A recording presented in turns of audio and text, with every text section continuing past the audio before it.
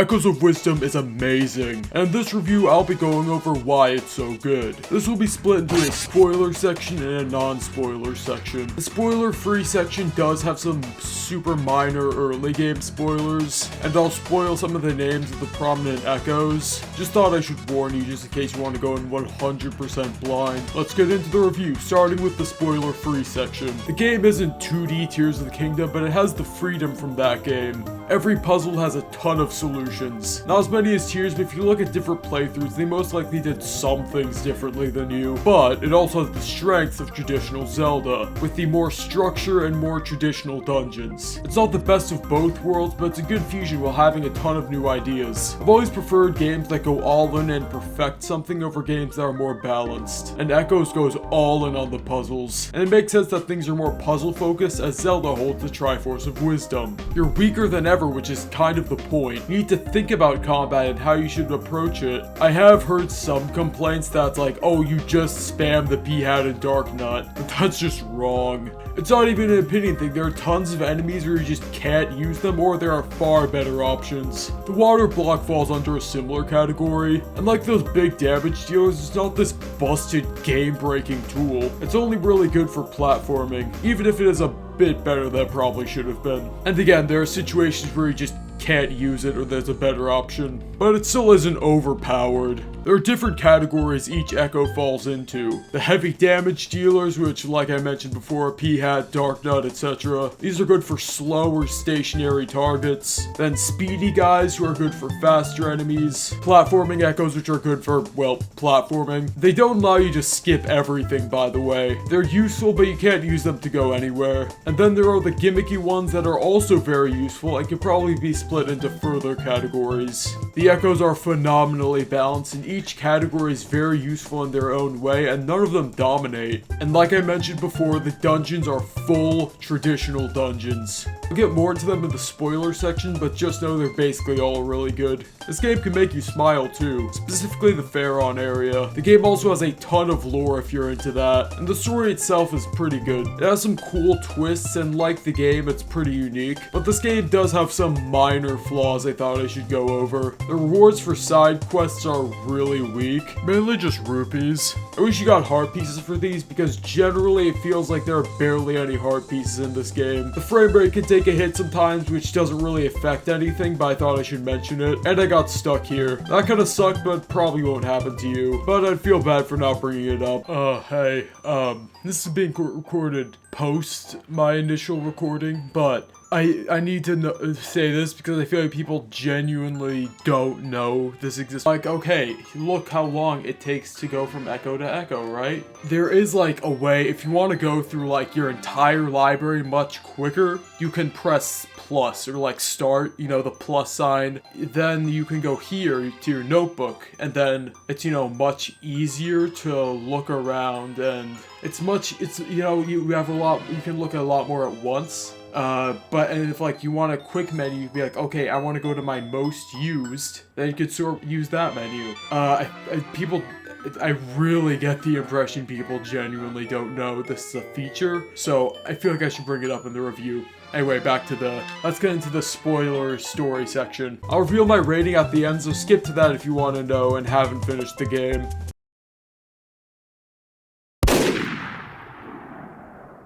The story in this game was actually surprisingly strong. It had some big lore drops. Link rescues you and gets eaten, then a mysterious light helps you escape. The NPCs act differently around you because you're, well, royalty. It's cool seeing the world from a different perspective. The world is being overcome by rifts which transform the land into a void, and those rifts eventually consume the king and his assistants and make fakes and blame you for starting the rifts.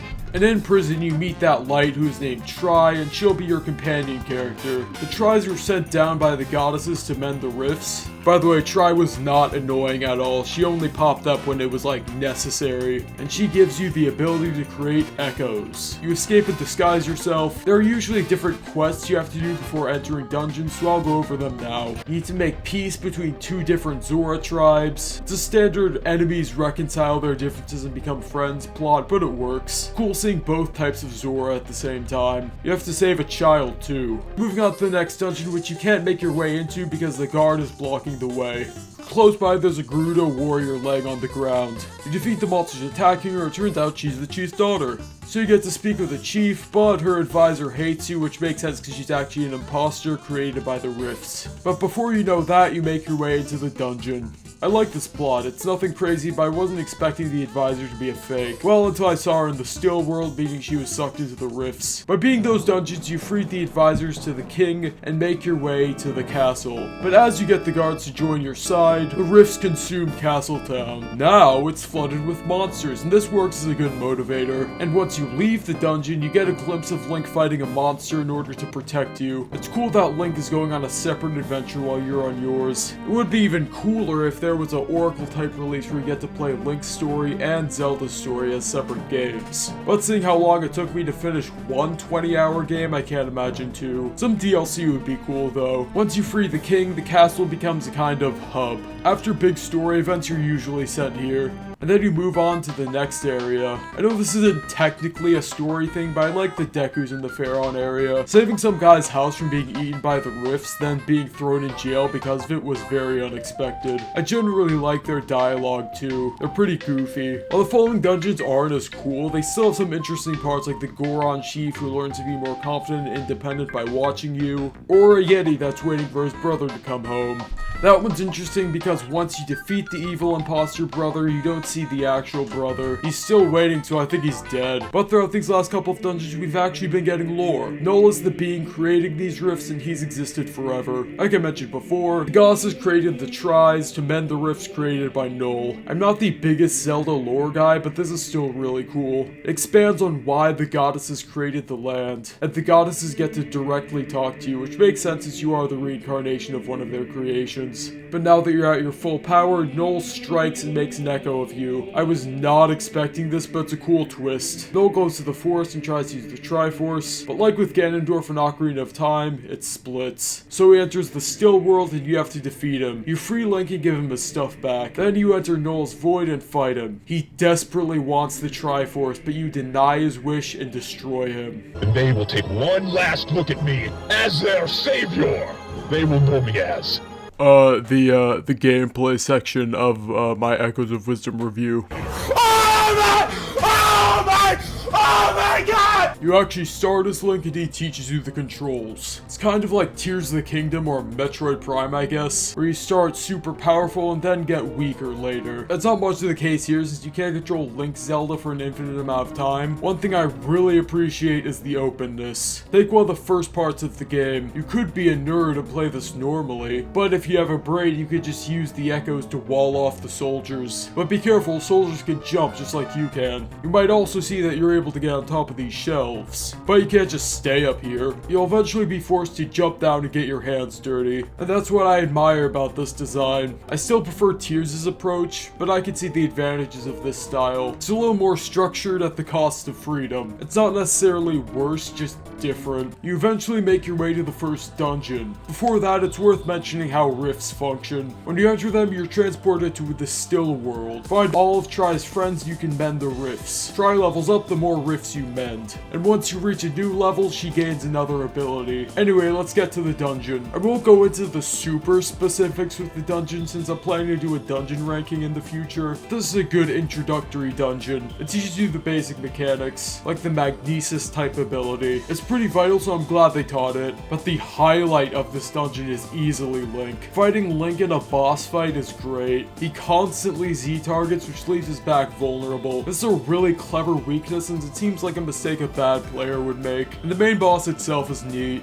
I like his design and the fight is good. You use the magnesis type ability you were taught earlier, and then you get a choice, which is always nice. I went to Jabul Ruins first, and you fight Jabu Jabu at one point. It's nice seeing him again, even if the fight isn't anything special. Now, the dungeon itself kind of sucks. It's very simplistic. You do 5 puzzles, then it's over. Also, you could literally just skip the whole dungeon. Not kind of Tears of the Kingdom sense, but in a bad design sense. But I didn't do it in my playthrough, and it requires a pretty obscure echo, so I'm not really taking it into account. The one highlight is definitely the boss. It's fun to figure out how to damage him. His second phase is even better. Now you need to use land and water echoes to damage him, but you need to be careful. If some of your echoes go too far into the water, they'll drown. It's a tense and fun boss fight. And the other option is the Gerudo Sanctum. The dungeon is actually really good. It's a classic complex dungeon. The wind blowing away the sand is a cool gimmick, and I like how it handles fire. And you get another Link fight. It's time for the bow. You need to hit him and his clothes from behind, and it is a lot trickier than the first boss. But the actual boss of the dungeon sucks. So you'd think you'd use the bow in the fight, right? No, the boss is unbeatable if you use that. Instead, you just need to block his path with the statues. Now, if the arrows bounced off him, that would be one thing, but not only do they damage him, but the boss gives fuel for your arrows. I know they're intended for the sword, but still.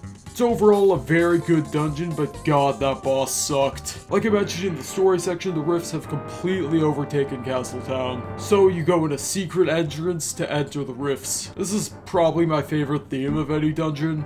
But the gameplay is really good too. You get to play around with movement, which you normally don't get to do in Zelda games. I just love these wind guys. It also has a really good boss. You need to fight Ganon with his own trident and do the Dead Man's Volley. It's a very fun and unique boss. Then you're given another choice. This time it's between the Elden Temple or the Pharaon Temple. And I chose Pharaon because I already explored most of that area. I did the shenanigans mentioned in the story section, but with a cool jailbreak sequence, and I'm allowed to enter the dungeon. I think you're supposed to use the rain frog to enter, but I used the wind cannons. Another example of the multiple solutions. I always thought the frog was useless, but I guess he isn't. This is another neat one. Themed around electricity, which we don't get to see too much. It's also a spooky spider dungeon. Baby Gomas are kind of annoying. They randomly snipe you from a distance. It's annoying to walk all the way over, kill them, and then walk back. Goma is the boss of this dungeon, by the way. We'll talk about her later. The puzzles are, again, consistently good, with a focus on lighting up different contraptions with electricity, but the mini-boss is kind of whatever. It's not bad or anything, just nothing super remarkable, but Goma herself is great. You need to hit her central eye to damage her, but in her second phase her main eye is closed, but you might notice some green crystals. Just like the others, if you light them all up with electricity, you can stun her and get some damage in. I like how it evolves on the previous concept of the dungeon. Now let's head to the Elden Dungeon.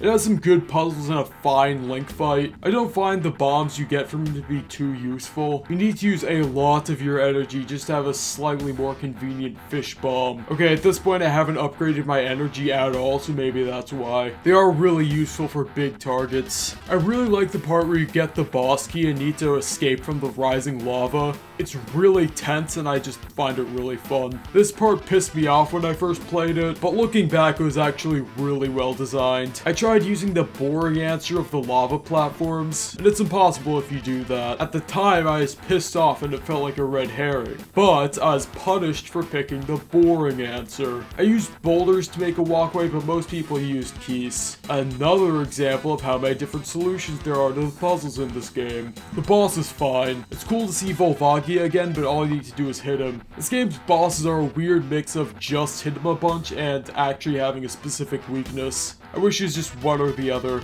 preferably the latter. Would have been better if the solution was to throw bombs in his mouth. Once you beat that, you head into the final area, the Hebra Mountains. The Yeti at the beginning is really pointless. He's kind of a red herring, just ignore him. I don't know if it's RNG or you need to have 100%ed everything up to this point, but he just won't move. No one else on the internet seems to know how to wake him up either. I even tried the ice cave, which is what I thought you're supposed to do from watching a tutorial, but that didn't work. Going up the mountains was really fun as well. Dodging these types of dynamic hazards has always been fun. This dungeon revolves around freezing and heating up the environment to solve puzzles. You do that by using an ice sphere and a fire sphere, which is a creative concept for a dungeon. I won't get super in depth since again I'm doing a dungeon ranking, but this is one of my favorites just because of the concept. The boss is fine. It's a fake of Kande's brother. You need to either break his barrier with ice or fire, depending on if he's on this ice or fire mode. But holy fucking shit, these ice statues. statues. They are the most annoying shit ever. They just creep up on you and freeze you over and over, and I fucking hate them. You beat the dungeon, and now we're in the final stretch.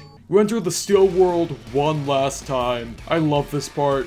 It just felt really tense. Every part of the areas you've been through up to this point are here, including these fuckers again. An enemy spam boss like this would normally be kinda mid, but since you're fighting yourself, it makes sense. Then you enter Null's Void. It's a mini dungeon, but a really good one. I like the Gustmaster puzzle and the one where you need to grab Link, which is another example of having multiple solutions. Here I had trouble grabbing a crow to fly with. I learned that you just spawn them next to you, then immediately press A. Anyway, you get to the final boss. He has like 8 phases and they vary in quality. The first couple are just use White Wolfos instead there. White Wolfos are extremely useful to the point of being slightly overpowered, but you get them midway through the last dungeon, so it doesn't really matter that much. Then you move to probably my favorite phase. Thank God I got wood spikes though. I have no idea how I would have damaged them otherwise. The next couple of phases are evolutions on his first phase, but he has these grabby heads. I just find it really fun to dodge his attacks. If you're not paying attention, which is easy to do when you're just spamming enemies, they grab you, and that's a good way to make sure you don't zone out. He can create hazardous goop or whatever that is, and summon previous bosses to help him. I found it to be an overall climactic boss, but it's not one of my favorite fights in the series or even this game.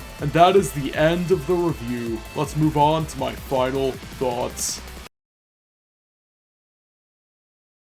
Echoes of Wisdom is an amazing game. It tries something new with the Zelda formula and absolutely succeeds. It is more limited than Tears of the Kingdom, but it's still amazing. Now for the rating. I'll give it a 9.3 out of 10. It's one of the best games I played in 2024, but doesn't quite break into the elite. If you want to know what games did break into the elite, watch my video where I ranked every game I played in 2024. Thank you for watching. Now it's time for like a kind of yap session. Like I said, I'm planning a dungeon ranking in the future, so look out for that. And this is my first time writing and making a review of something, so I'd appreciate some tips and like how I can make it better and improve for the next time. That goes for all my videos.